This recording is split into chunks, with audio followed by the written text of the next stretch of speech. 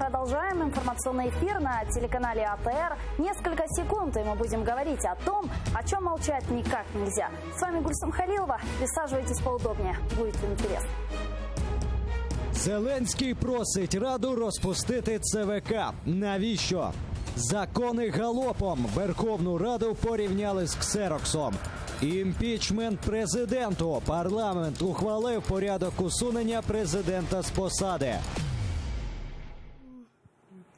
И я рада представить уже гостя нашей студии. Севгиль Мусаева, главный редактор интернет-издания «Украинская правда». Ассаляму алейкум, хош келдіңіз. И начнем мы с вами нашу беседу с такой новости, которая появилась буквально несколько часов назад. Президент Владимир Зеленский планирует распустить Центральную избирательную комиссию. Давайте посмотрим документ, который внес в Верховную Раду Украины. З метою гарантування в подальшому належної реалізації і захисту виборчих прав громадян України та права на участь у референдумах, належного забезпечення дотримання передбачених Конституцією та законами України принципів і засад виборчого процесу та процесу референдуму, відповідно до частини 1 статті 31 Закону України про Центральну виборчу комісію, вношу подання про дострокове припинення повноважень всього складу Центральної виборчої комісії. Севгиль Ханум, как вы считаете, почему вдруг президент Владимир Зеленский решил распустить Центральную избирательную комиссию? Зачем это ему нужно? Ну, на самом деле причина заключается в том, что нынешний состав Центральной избирательной комиссии, он формировался при президенте Порошенко, и руководитель, например, Центральной избирательной комиссии Татьяна Слепачук, ее называли, например, креатурой одного из так называемых кураторов юридического блока при Порошенко, я имею в виду Александра Грановского. Там были люди вроде как Наталья Бернацкая, которая представляла позицию Народного фронта. Ну и я так понимаю, что он считает нынешний состав Центральной избирательной комиссии нелояльным по отношению к себе, и поэтому пытается заменить его,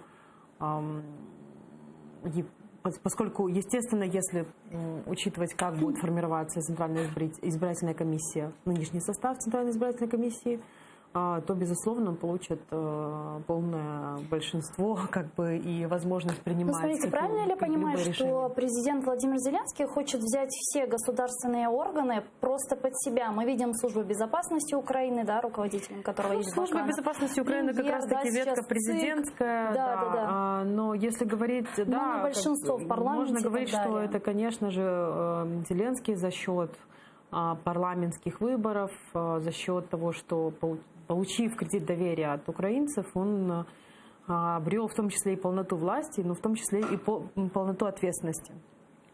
И, безусловно, очень важный, как по мне, вопрос здесь, каким образом обеспечить так, чтобы эта полнота власти не скатилась в диктатуру. И я понимаю, что очень большое количество людей задаются этим вопросом, потому что предоставить такую полноту власти украинцы смогли, а вот как проконтролировать так, чтобы этой властью не злоупотребляли и все-таки сохранялись какие-то демократические принципы, потому что мы видим сегодня, например, Верховную Раду, да, первые места, которые, ну, скажем так, да, вот центральная ложа, которая занята «Слугой народа», да, депутатами фракции «Слуга народа».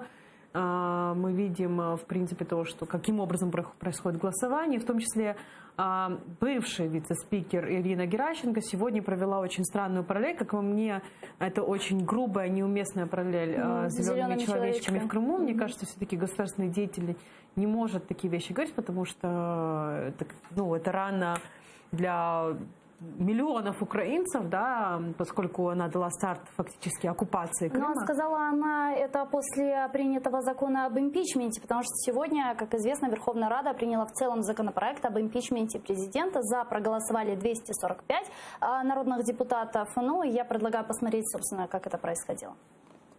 Ставлю на голосування про прийняття в цілому проект закону реєстраційний номер 1012 про особливу процедуру усунення президента з України з поста (імпічмент). Прошу підтримати та голосувати.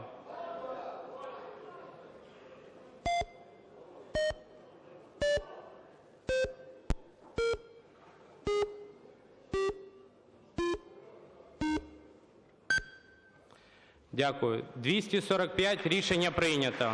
"Слуга народу" – 244, "Опозиційна платформа – За життя" – 0, "Європейська солідарність" – 0, "Батьківщина" – 0, "За майбутнє" – 0, "Голос" – 0, позафракційні – 1.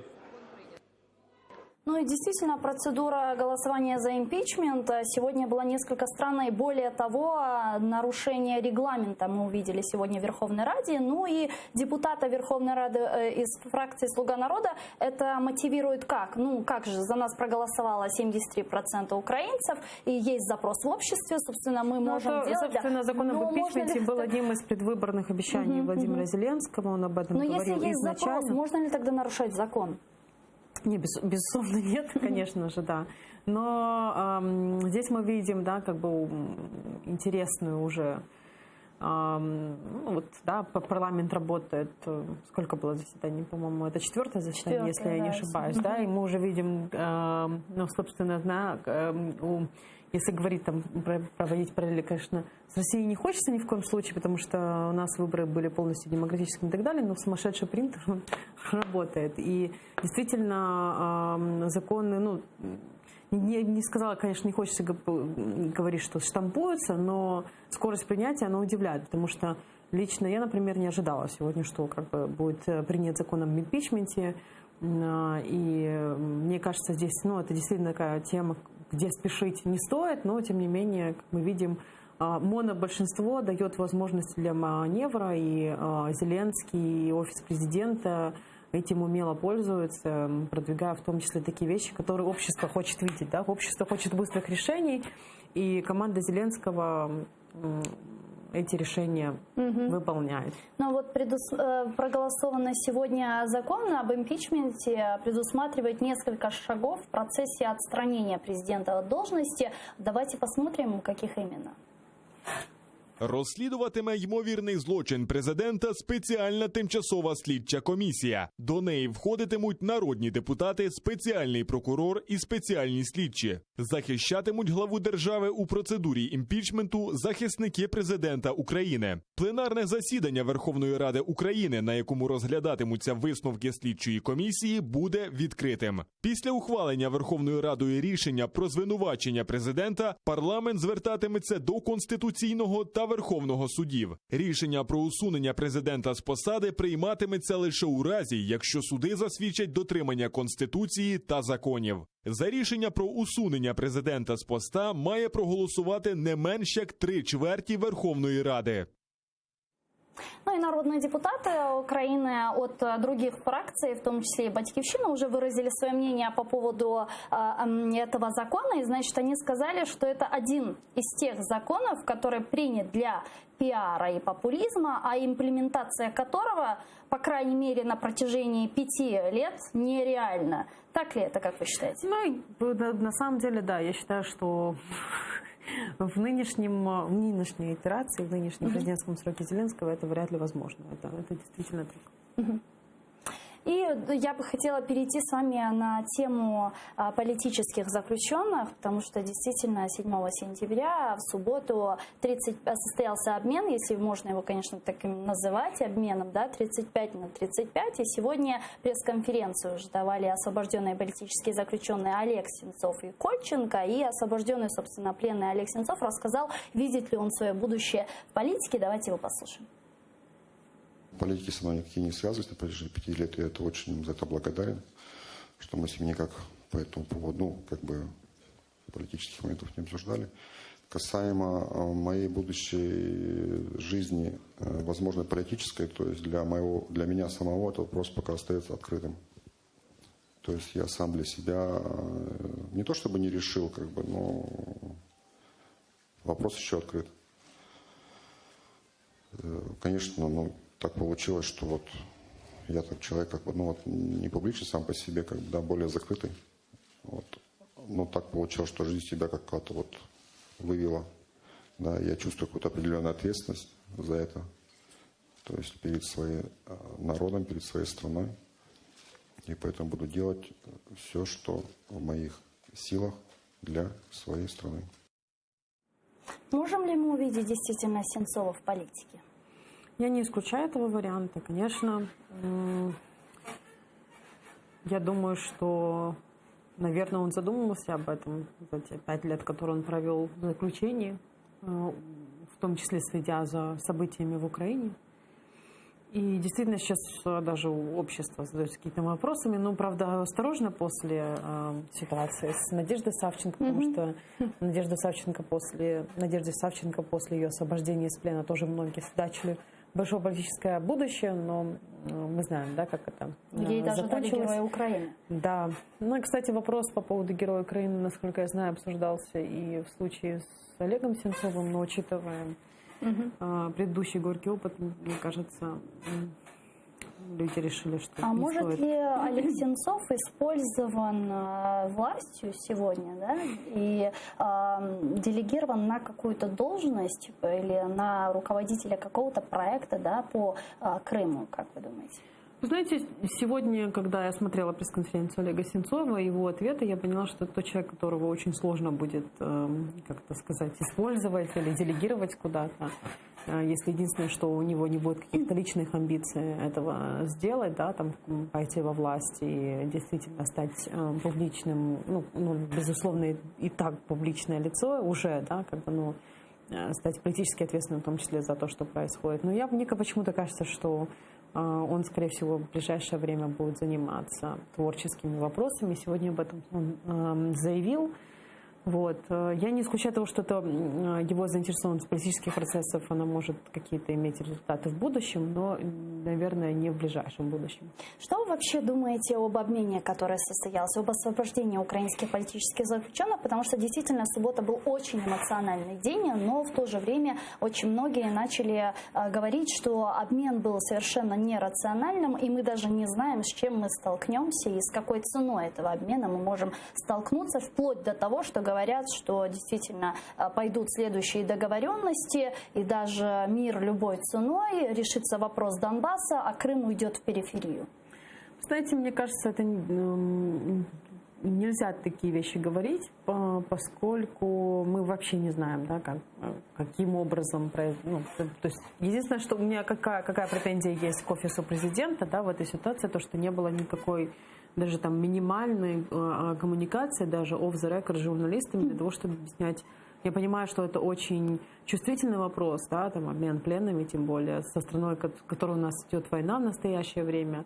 И понятное дело, что не все вещи мы можем каким-то образом озвучивать. И действительно обменный процесс это очень непростой процесс, который включает в себя кучу факторов, очень большую количество людей, которые в него задействованы. Действительно, все иногда может висеть там, ну, фактически на волоске. Поэтому я, с одной стороны, понимаю, но с другой стороны, какие-то вещи нужно объяснять, коммуницировать постфактум, да. И здесь, мне кажется, все-таки часть общества ждет ответов от президентской команды. Хочу я также сказать, что, конечно, ну, для меня это большая победа, поскольку ну, вы прекрасно знаете, что Олег Сенцов и Александр Кольченко, они, например, были задержаны в Крыму в апреле 2014 года. И для меня, кажется, это очень важная медийная победа. Я сейчас объясню почему. Потому что вот возвращение Олега, возвращение Александра в медийное пространство Украины, оно нас возвращает в события 2014 года, да, там в события так называемой Крымской весны. Опять, мне кажется, очень многих людей это пробудило какие-то воспоминания относительно того, что происходило в 2014 году. В том числе, например, сегодня очень важным таким событием тоже было сообщение Министерства внутренних дел, прокуратуры Автономной Республики Крым о том, что были раскрытие убийства Ришата Аметова. Это первый крымский татарин, который был убит в Крыму, первая жертва фактически оккупации. И мне кажется, такие вот вещи, они очень важны для украинского общества, чтобы показывать, что все-таки мы добиваемся какой-то справедливости в отношении наших граждан в оккупированном Крыму. И это очень важная составляющая, в том числе медийной победы Украины. Я вот после освобождения 35, листая ленту новостей в Фейсбуке, наткнулась на сообщение матери двух политических заключенных, Диляры Ханум Абдуллаевой, если не ошибаюсь, да, у нее 2 сына находятся в застенках ФСБ, и их обвиняют в участии якобы организации Хизб ут-Тахрир. Фактически обвиняют в терроризме. Да? И вот среди 35 мы увидели всего лишь одного крымского татарина, это Эдема Бекирова, которого отпустили из СИЗО под обязательство явки в суд. Как вы думаете, почему не было других крымских татар? Мне почему-то кажется, что у нас есть, кстати, графика, Путин вынес вопрос, связанный с Хизб ут-Тахрир, за скобки нынешнего переговорного процесса. Давайте посмотрим сейчас графику про большинство крымских татар, которые находятся в плену у Кремля, и продолжим эту тему. Серед ув'язнених 64 особи, що проходять по так званій справі про так званий тероризм. 11 осіб переслідуються у справі українських диверсантів. Ще один бранець проходить у справі групи Сенцова. По окремих кримінальних кейсах йдуть 5 осіб. 3 ув'язнено за причетність до батальйону імені Номана Челебіджіхана. 2 переслідуються за участь в Революції Гідності. Загалом, за даними Кримської правозахисної групи, в окупованому Росією Криму за політичними чи релігійними мотивами незаконно позбавлені волі 86 осіб. Ну и мы видим, да, что большинство из них это крымские татары. У Путина какое-то особое отношение к коренному народу Крыма? Он их не хочет отпускать или что? Я думаю, что да, и в том числе, безусловно, я думаю, что он в первую очередь вынес вопрос Хизб ут-Тахрир за скобки этого процесса нынешнего переговорного. А по поводу все-таки крымчан, которых он отпустил, ну, в случае с Олегом Сенцовым и Александром Кольченко, я думаю, что здесь это связано с тем, что люди находились за стенках Кремля фактически 5 лет, и была очень мощная медийная кампания в их поддержку на всех уровнях. Да. А что касается Эдема Бекирова, мне кажется, здесь была сделана какая-то поправка на все-таки физическое состояние человека, поскольку мы знаем, насколько он болен, и, конечно, ну, без слез смотреть на те кадры, когда он спускался с трапа самолета, и когда его встречали дочь Элеонора, но это, конечно, невозможно было. Поэтому мне кажется, что этот вопрос, и я общалась, я задавала этот вопрос своим собеседникам в офисе президента, они говорили, что это как бы вопрос будущего, ближайшего будущего, и мы дальше будем двигаться в процессе обмена пленных. Но вот нынешняя ситуация была связана с тем, что нужно было вытащить людей, которые сидят уже долго, и нужно было вытащить моряков, но поскольку моряки это в том числе как бы решение Международного трибунала и в том числе как бы история, которая тоже имела очень мощную медийную поддержку в медиа. А вам что-то известно по поводу второго этапа освобождения? Ну, вы знаете, я могу сказать так, да, это тема действительно, которую люди в офисе президента или в команде президента Зеленского не комментируют, неохотно комментируют даже там off the record. Да? А вы знаете, кто этим занимался? Конкретно обменом пленных занимается Андрей Ермак, это помощник президента Зеленского, он бывший кинопродюсер и юрист. И насколько я знаю, что Андрей Ермак курирует очень большое количество вопросов в офисе президента, в том числе, связанных с международными отношениями, в том числе он занимается встречей Трампа и Владимира Зеленского, которая вроде как должна состояться 23-го. Да, в период с 23 по 26 число. Будем смотреть, потому что она должна была состояться в Польше, но в силу того, что Трамп из-за урагана Дориан не прилетел в Польшу, встреча не состоялась, да. Но и я знаю, что этим занимался вопросом Ермак. То есть конкурировал конкретно непосредственно Владимир Зеленский, но помогал и обеспечивал там коммуникацию, списки Андрей Ермак. И он вчера в интервью «Украинской правде» рассказал о том, как происходил фактически этот обмен. Вот в этот раз мы увидели, что освободили 35 политических заключенных, да, и в застенках ФСБ также содержится почти как мы видели, 86 граждан Украины политических заключенных. Даже если их освободят, да, и чему мы будем очень рады, но ведь мы понимаем, что Крым оккупирован, и сегодня, если Путин освобождает там десятки или сотни, то завтра он может задержать еще тысячи. А что будем делать дальше?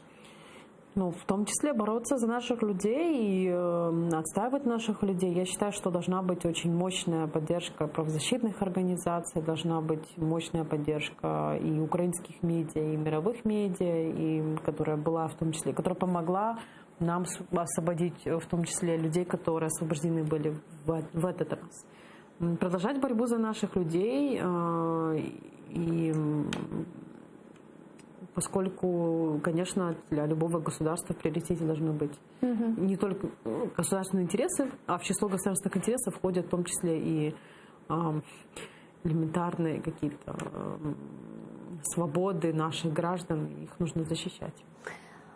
Если бы вопрос крымско-татарской автономии был бы решен в 90-х, аннексии, возможно, и не произошло бы. Так выразился народный депутат от Батьківщини Іван Крулько. Давайте послушаем, что он сказал. Я вважаю, що це питання потрібно було вирішувати ще на початку 90-х і не оголошувати Автономну Республіку Крим фактично автономією для Росії, а потрібно було якраз зробити національну автономію кримських татар.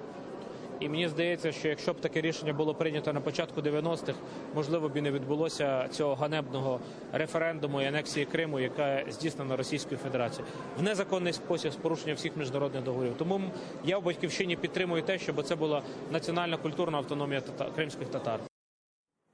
Ну и фракция «Слуга народа» изучит и поддержит крымских татар в вопросе статуса коренного народа и автономии. Об этом заявил народный депутат Святослав Юраш. Давайте послушаем, что он сказал.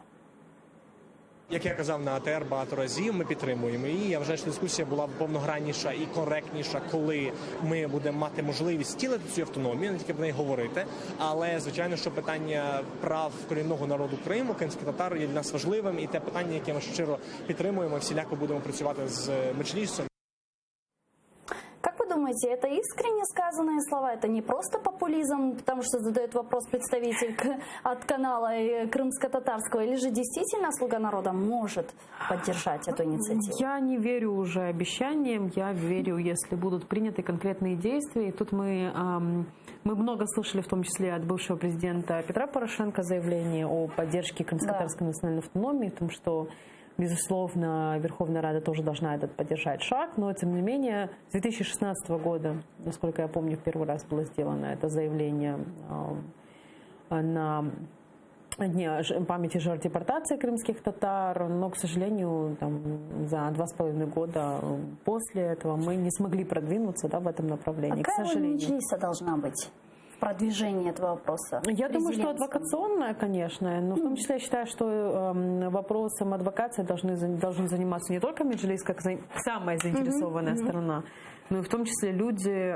общественники, правозащитники, и объяснять, потому что, мне кажется, в отношении крымско-татарской национальной автономии существует некоторые информационные вакуумы, люди, многие, даже образованные, воспринимают это как, ну, не знаю, федерализацию, сепаратизм, у них очень много страшилок, и мне кажется, эти вещи нужно коммуницировать, объяснять, и поскольку в том числе у нас может складываться у крымских татар такое ложное впечатление, что все понимают, о чем идет речь, но, к сожалению, не все понимают.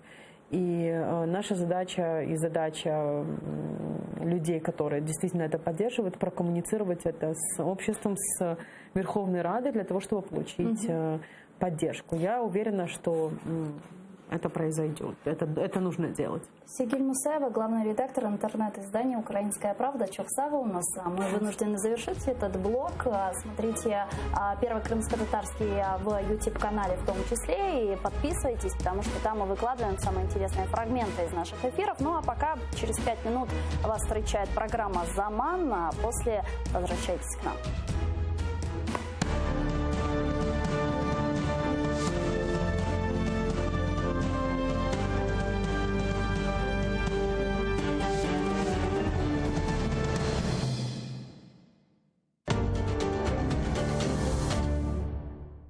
Сьогодні у Prime Ferenc Сергій